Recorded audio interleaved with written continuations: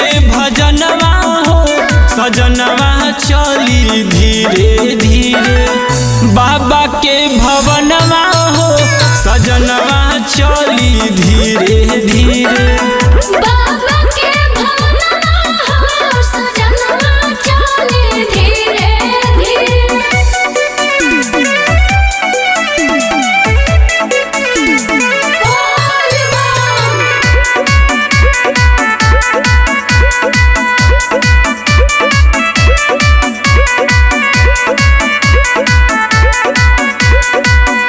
भोरही के कहल जाई हमनी के जलधारी जी।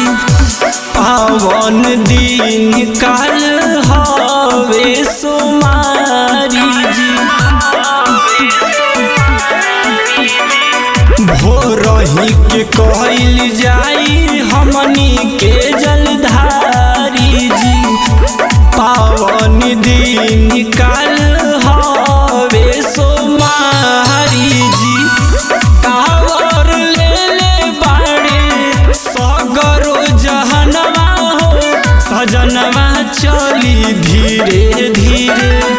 बाबा के भवनवा हो सजनवा चली धीरे धीरे। बाबा के भवनवा हो सजनवा चली धीरे धीरे।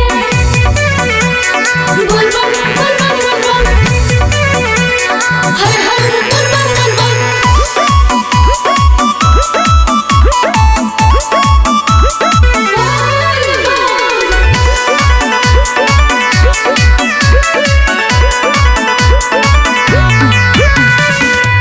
मिले आशीर्वाद नहीं था कि शरीरिया जी। दूर ही से लौकत बढ़ुए बाबा के मंदिरिया जी।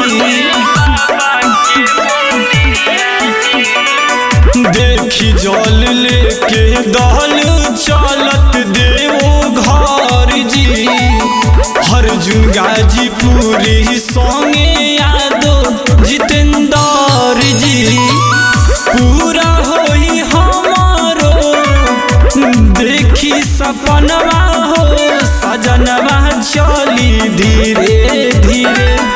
बाबा के भवनवा हो सजनवा चली धीरे धीरे।